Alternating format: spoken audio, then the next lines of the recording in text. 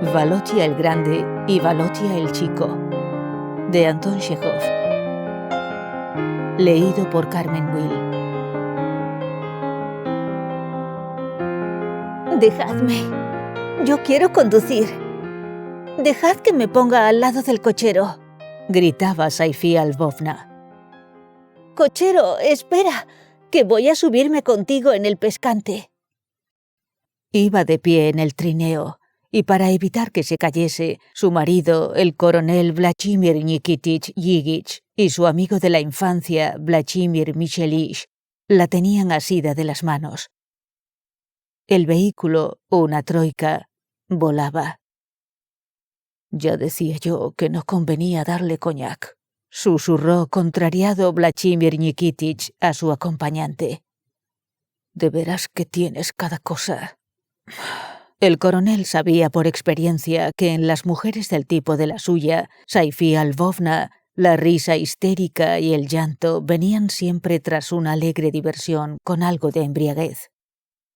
Temía que al llegar a casa fuera necesario administrarle pócimas y ponerle paños en vez de acostarse a dormir.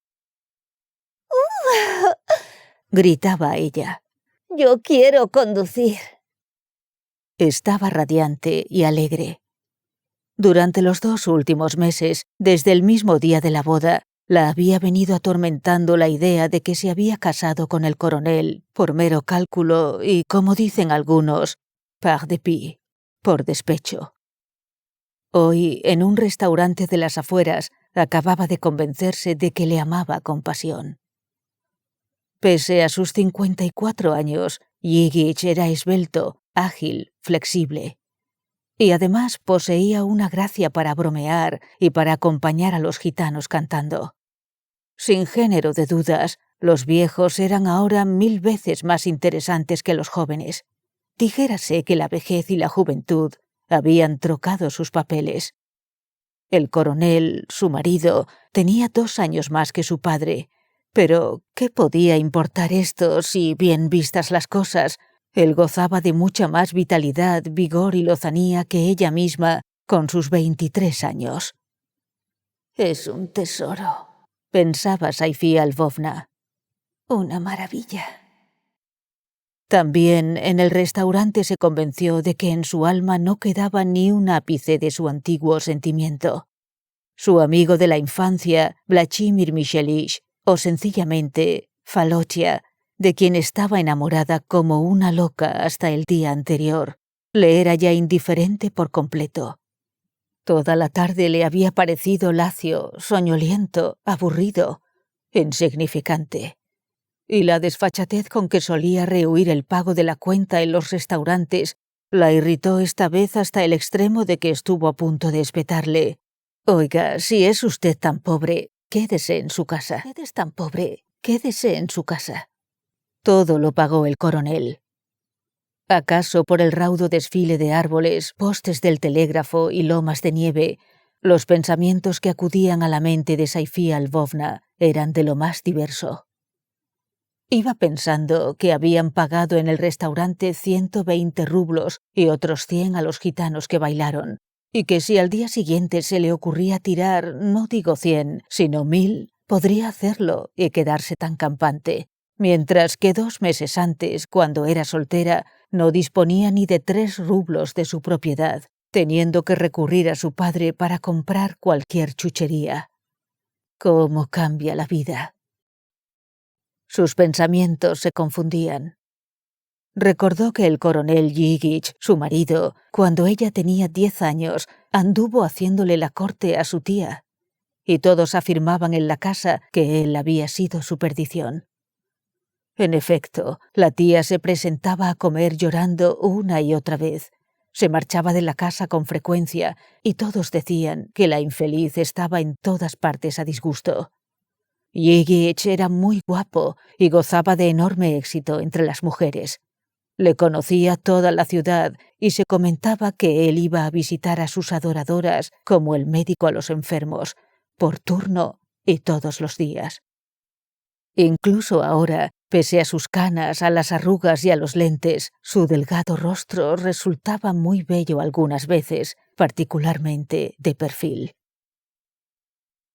El padre de Saifia Lvovna, médico militar, había servido en tiempos en el mismo regimiento que Yigich. También el padre de Falochia era médico militar y también había servido en el mismo regimiento que el de ella y que el coronel. Pese a las aventuras amorosas, muchas de ellas complejas y agitadas, Falochia estudió con singular aprovechamiento. Se graduó en la universidad y ahora estaba escribiendo una tesis doctoral sobre la literatura extranjera, especialidad a la que se dedicaba. Vivía en el cuartel a expensas de su padre y aunque tenía cerca de 30 años, nunca disponía de dinero. Saifia Lvovna y él, cuando niños, habitaban en la misma casa, aunque en pisos distintos. Él iba frecuentemente a jugar a casa de ella y juntos aprendieron a bailar y a hablar francés. Pero cuando él creció, convirtiéndose en un mozo apuesto y guapo, ella se retrajo. Luego se enamoró locamente de él y el amor le duró hasta que se casó con Yigich. Falochia gozaba de mucho favor entre las mujeres, nada menos que desde los 14 años, y las señoras que engañaban con él a sus maridos se disculpaban alegando que era pequeño. Se murmuraba que en su época de estudiante, Falochia vivía en una fonda cerca de la universidad y siempre que se llamaba a su puerta se oían dentro pasos y a renglón seguido una disculpa en voz baja. «Pardon, je ne suis pas seul». Yigich se entusiasmaba con él. Le daba su bendición, como Державин a Pushkin, para que continuase sus proezas, y hasta parecía profesarle afecto. Los dos se pasaban las horas muertas jugando al billar o a las cartas. Si el coronel iba a cualquier parte en la troika, se llevaba a Falochia, y éste no confiaba los secretos de su tesis a nadie más que a Yigich. En cierto tiempo, cuando el coronel era más joven, los dos fueron rivales en más de una ocasión, pero nunca tuvieron celos el uno del otro. La gente llegó a llamarles Falochia el Grande y Falochia el Chico. Además de los dos Falochia y de Saifia Lvovna, iba en el trineo una prima de esta, llamada Margarita Alexandrovna, familiarmente Rita. Soltera, por encima de la treintena, muy pálida, cejinegra, que usaba lentes y fumaba sin interrupción, incluso aunque hiciese mucho frío, por cuya razón llevaba siempre manchados de ceniza el pecho y las rodillas. Hablaba con gangueo nasal, prolongando las sílabas. Era fría. Podía beber licores y coñac en la cantidad que quisiera, sin miedo a embriagarse, y contaba sin gracia ni gusto chascarrillos de doble sentido. En casa leía gruesas revistas, llenándolas de ceniza de la mañana a la noche, o bien comía manzanas escarchadas. «Sonia, deja de hacer tonterías», amonestó a la prima. «Son verdaderas estupideces». A la entrada de la ciudad, la troika atemperó la marcha. Pasaba gente, y Saifia Lvovna, amansada, se apretujó contra el marido y se entregó a sus pensamientos. Falochia el Chico iba en el asiento de enfrente. A las ideas alegres y frívolas de la joven coronela venían ya a mezclarse ideas sombrías. El hombre sentado enfrente sabía que ella le quiso y evidentemente daba crédito a la versión de que se había casado con el coronel par dépit. Saifia Lvovna nunca le había descubierto sus sentimientos y deseaba que él continuara ignorándolos. Mas su amor propio sufría al notar, por la expresión del galán, que éste la comprendía perfectamente. Pero lo más humillante era que a partir de la boda, Falochia el Chico empezó a dedicarle atención, cosa que nunca había sucedido antes. Pasaba con ella horas enteras en silencio o charlando de 1000 trivialidades. Y ahora en el trineo no hablaba con ella, pero le pisaba ligeramente el pie y le apretaba la mano. Por lo visto, lo único que él necesitaba era que ella se casase. Su desprecio por ella saltaba a la vista y solo sentía un interés muy concreto, el que despiertan las mujeres malas y livianas.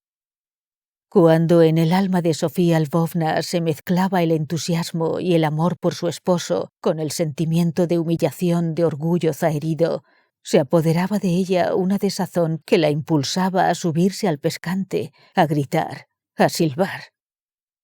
Precisamente al pasar ante un convento de monjas, sonó la pesada campana. Rita se santiguó. «Ahí está nuestra Aleya», dijo Saifía Lvovna, persignándose al tiempo que se estremecía. «¿Por qué se vino al convento?», inquirió el coronel. «Par de pi», respondió insidiosa Rita, aludiendo sin duda al casamiento de su prima con el coronel. «Ahora está de moda hacer muchas cosas par de pi. Un desafío al mundo entero. Una bromista de marca mayor, una coqueta rematada sin otra afición que los bailes y los caballeros. Va y suelta de pronto esta campanada. Nos dejó a todos pasmados». «No es cierto», protestó Falotia el chico, bajándose el cuello del abrigo y mostrando su bello rostro. «No hubo ningún depí, sino un verdadero horror. A su hermano le condenaron a trabajos forzados y no se sabe dónde está. Y la madre murió de pena». Dicho esto, volvió a subirse el cuello. «Hizo bien», añadió con voz sorda. «Antes de irse a vivir a costa ajena, y sobre todo con un tesoro como Saifía Lvovna, hay que pensarlo bien». Saifía Lvovna captó el tono despectivo y quiso responder con una insolencia, pero se contuvo. Presa de la misma desazón de antes, se levantó y gritó con acento plañidero: «Quiero ir a vísperas. Atrás, cochero.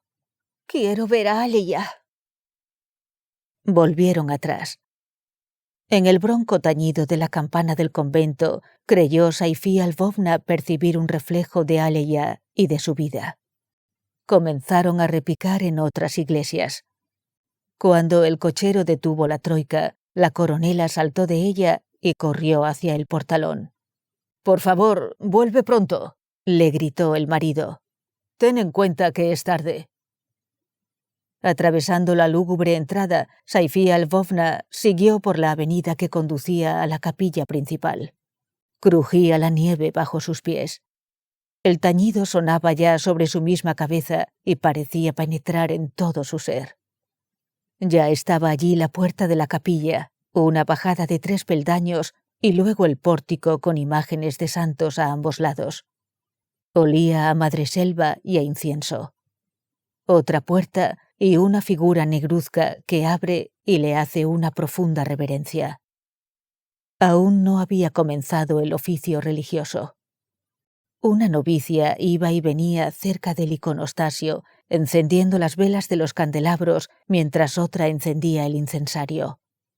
Negras figuras inmóviles estaban apostadas junto a las columnas y en las alas laterales.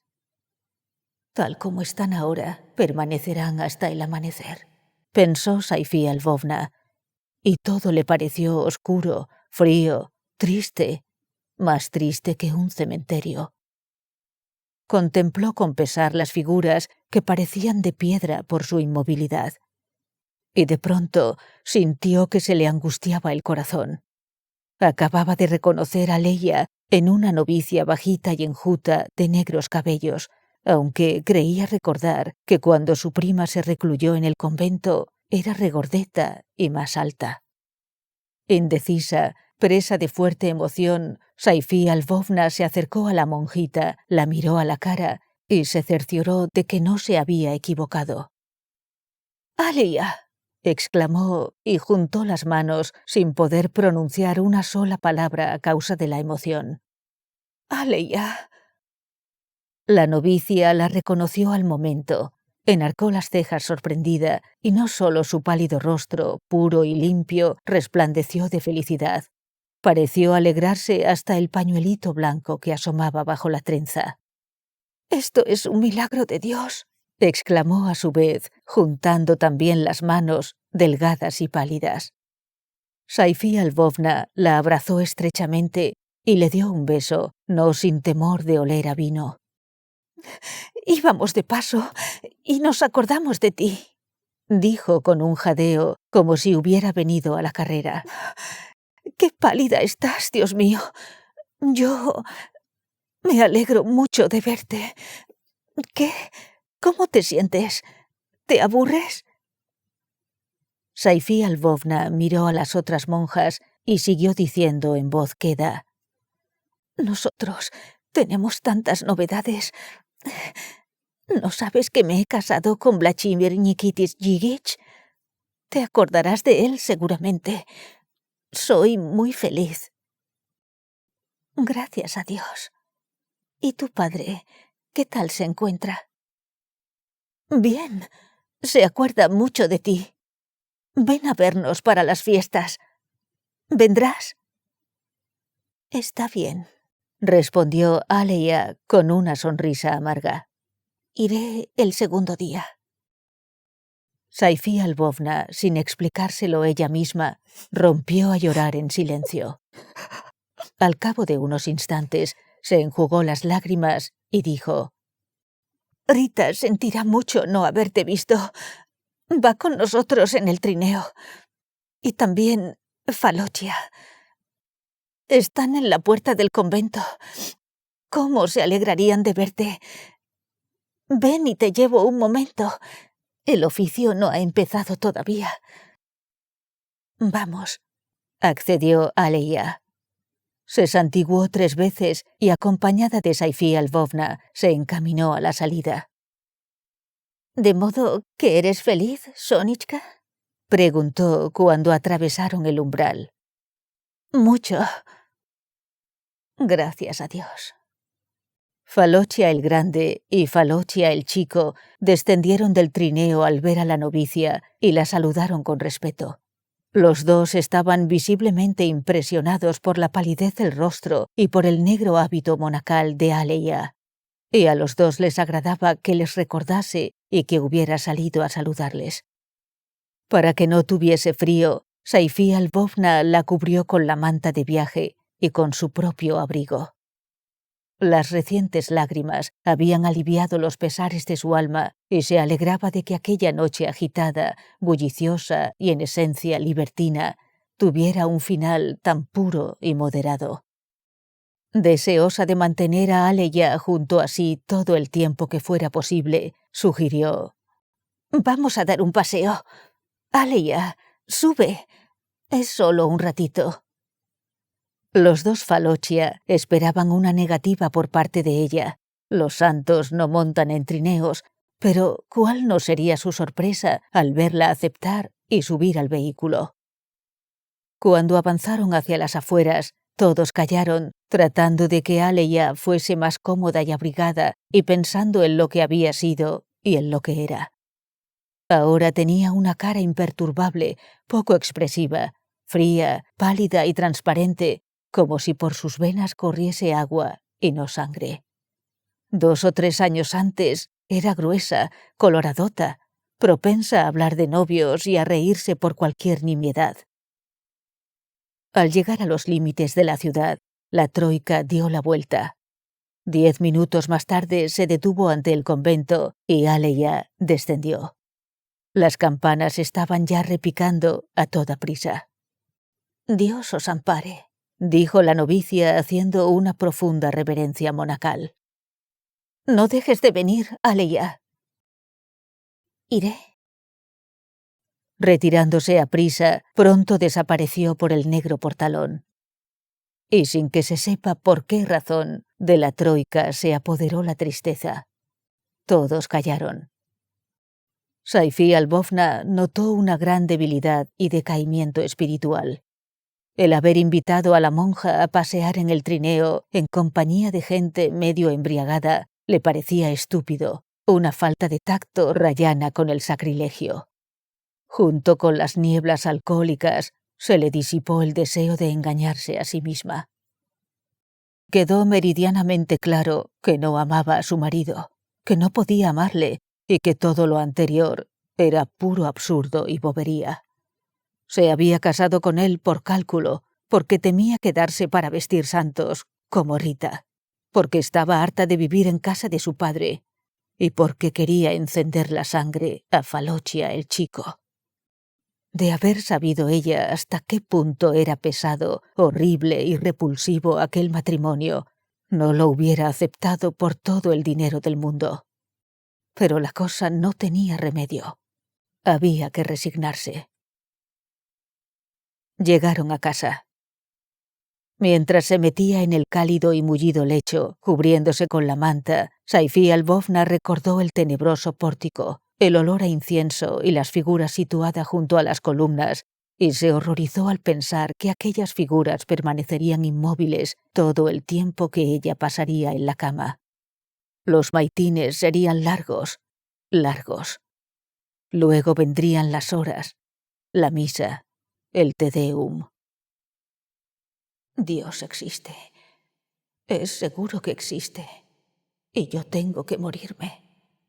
Por eso debo pensar más tarde o más temprano en la salvación de mi alma, en la vida eterna, como ha hecho Aleya. Ahora está salvada, ha resuelto todos sus problemas. Pero, ¿y si no hay Dios? En tal caso habrá perdido toda su vida. ¿Cómo que la habrá perdido? ¿Por qué? Y un minuto después, de nuevo la asaltaba un pensamiento parecido. Dios existe, vendrá la muerte, y hay que pensar en el alma. Si a Aleya se le presenta la muerte en este momento, no le dará miedo. Está dispuesta a recibirla. Y lo que tiene más valor, ya ha resuelto el problema de su vida. Dios existe, sí. ¿Pero será posible que no haya otra salida que un convento? Meterse a monja es renunciar a la vida, ahogarla. Saifía Lvovna sintió un poco de miedo y escondió la cabeza bajo la manta. «No hay que pensar en eso», susurró. «No hay que pensar». En la habitación vecina, Yigich se paseaba por la blanda alfombra, tintineando levemente con las espuelas y pensando en algo. Saifía Lvovna se confesó a sí misma que aquel hombre le era caro por una sola razón, la de llamarse Vlachimir, como el otro. Sentándose en el lecho, le llamó con ternura. «Falocia». «¿Qué quieres?» «Nada». Volvió a tenderse. Sonaron campanas, quizá las del convento, trayéndole de nuevo a la memoria el pórtico y las figuras negruzcas. Otra vez cerraron por su mente las ideas de Dios y de la muerte inevitable. Se tapó la cabeza para no oír el repique. Consideró que antes que llegasen la vejez y la muerte, habría un largo periodo de vida durante el cual tendría que soportar día tras día la proximidad de un hombre al que no amaba, el mismo que acababa de entrar en el dormitorio y se disponía a acostarse a su lado, ahogando el amor a otro, joven, atractivo y, según ella, extraordinario. Miró al marido y quiso darle las buenas noches, pero en vez de hacerlo así, rompió a llorar de despecho contra sí misma. «Vaya, hombre, ya comienza la música», profirió Yigich, haciendo hincapié en la última palabra. Ella se calmó, pero solo después de las 9 de la mañana cesó de llorar y de temblar, aunque le quedó un fuerte dolor de cabeza. Yigich, presuroso por llegar a la última misa, gruñía contra su asistente, que le ayudaba a vestirse en la habitación contigua. Entró una vez en el dormitorio con suave tintineo de espuelas para coger algo. Volvió a entrar luego, luciendo charreteras y condecoraciones, con leve cojera reumática, y a Sofía Lvovna le pareció que tenía mirada y andares de ave rapiña. Después le oyó hablar por teléfono. «Póngame con el cuartel Vasilivsky», dijo, y al cabo de un instante añadió. «¿El cuartel Vasilivsky?» Tenga la bondad de llamar al doctor Salimovich. ¿Con quién hablo? Ah, eres tú, Falochia. Me alegro. Oye, querido, dile a tu padre que venga, porque mi mujer está desquiciada después de lo de anoche. ¿Que ha salido, dices? Bueno, gracias. Magnífico. Te lo agradeceré mucho. Merci. Yigich entró por tercera vez en el dormitorio. Se inclinó sobre su esposa, le hizo la señal de la cruz y le dio a besar la mano. Todas las mujeres que le amaron le besaban la mano y él había llegado a acostumbrarse, tras lo cual dijo que regresaría a la hora del almuerzo y se marchó. Alrededor de las 12, la doncella anunció a Vladimir Michelich. Saifía Lvovna, tambaleándose de cansancio y de jaqueca, se puso a toda prisa su flamante y admirable bata lila ribeteada de piel y se peinó rápidamente.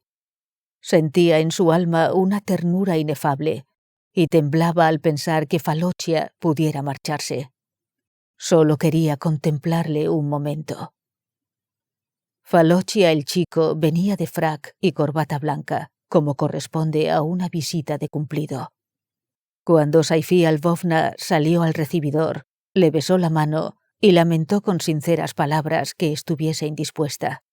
Luego, cuando tomaron asiento, hizo un encendido elogio de la bata. «Pues me ha trastocado la entrevista de ayer con Aleya», dijo Saifía Lvovna. «Al principio me horroricé, pero ahora la envidio. Es una roca inexpugnable e inconmovible. Pero, Falochia, ¿acaso era la única solución que le quedaba? ¿Es que enterrarse en vida significa resolver todos los problemas de la existencia? Eso no es vivir, sino morir». Ante el recuerdo de Aleya, Falochia el chico adoptó una expresión de enternecimiento.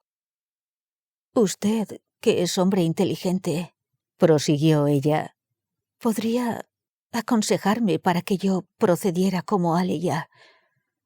Claro que, como no soy creyente, no se me ocurriría recluirme en un convento, pero podría hacerse algo equivalente a ello. Mi vida es un infierno», añadió tras una breve pausa.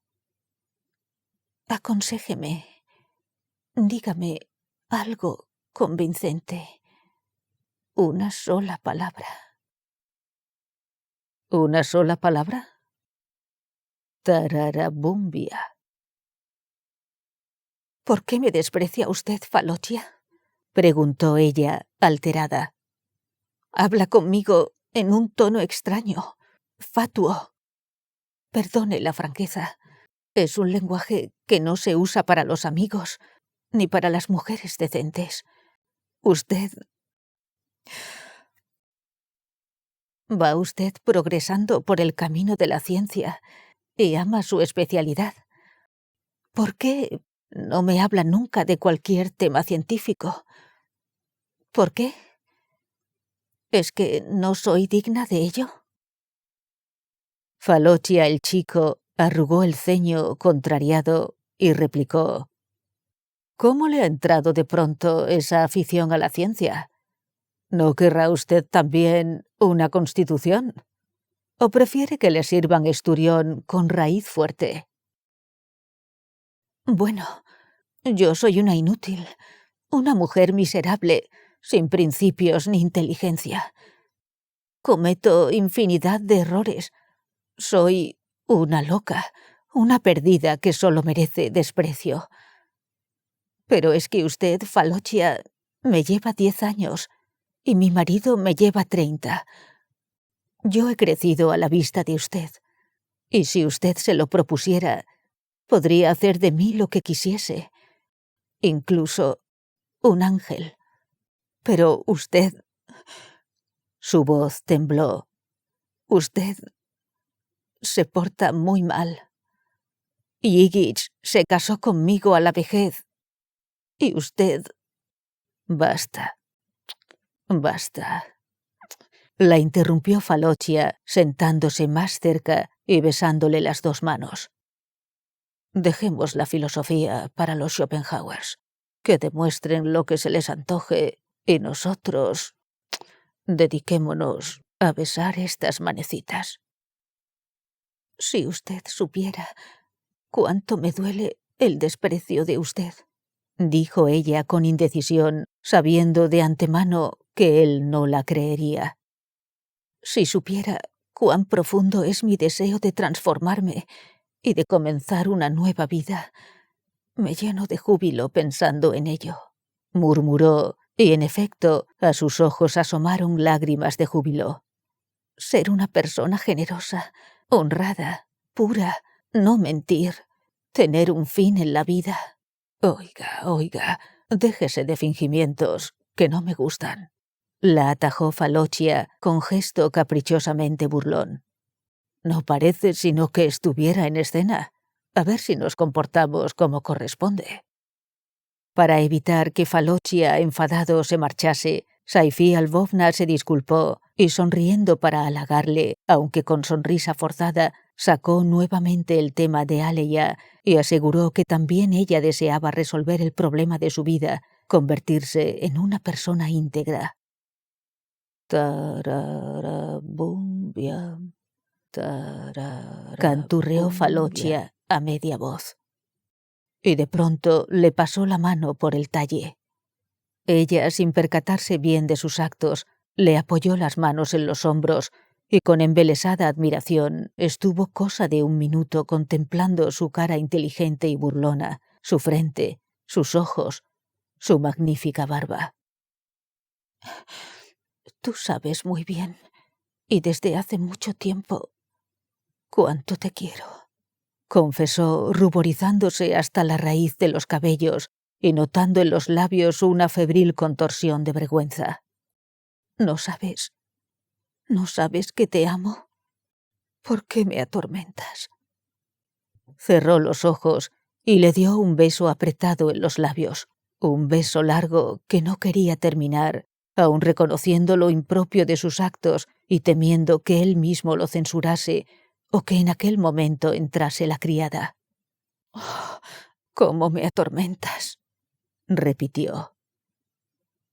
Media hora más tarde, Falochia, después de obtener lo que quería, estaba sentado en el comedor tomando un bocado.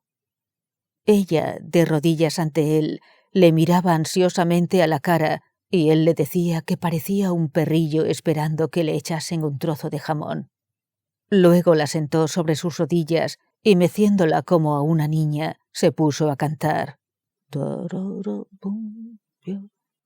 Al despedirse, Saifi Lvovna le preguntó con voz emocionada: ¿Cuándo?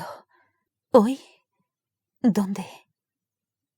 Dicho esto, extendió los brazos hacia los labios del galán, como si hasta con las manos ansiase captar la respuesta. Hoy creo que no será posible, respondió Falochia tras pensarlo un instante. Quizá mañana. Y se separaron. Antes de almorzar, Saifi Lvovna fue al convento, pero le comunicaron que Aleya estaba en un funeral leyendo los salmos a un difunto. Del convento se dirigió a casa de su padre y tampoco le encontró en casa.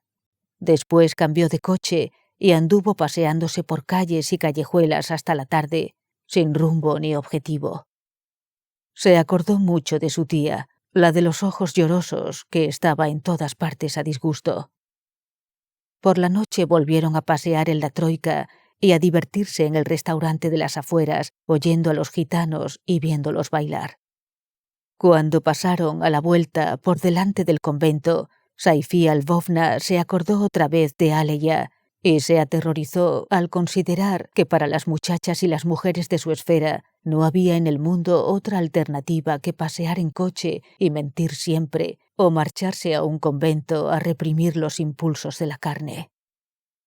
Al día siguiente también hubo entrevista con Falochia, y de nuevo anduvo Saifi Lvovna sola en coche de alquiler, acordándose de su tía. Una semana después, Falochia el chico se cansó de ella y la dejó. A partir de entonces, la vida siguió su curso, aburrida, tediosa y hasta torturante a veces. El coronel y Falocia jugaban sin interrupción al billar y a las cartas. Rita contaba sus chascarrillos sin gusto y sin gracia. Y Saifía Albovna continuaba sus paseos sola en coche y pedía al marido que la llevase en la troika a divertirse.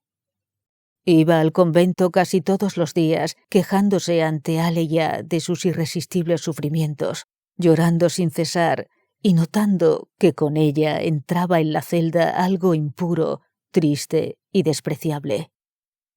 Y Aleya, maquinalmente, en tono de sermón aprendido, le aseguraba que la cosa no tenía importancia, No tiene importancia. que todo pasaría y que Dios la perdonaría. Todo pasará. Dios te perdonará.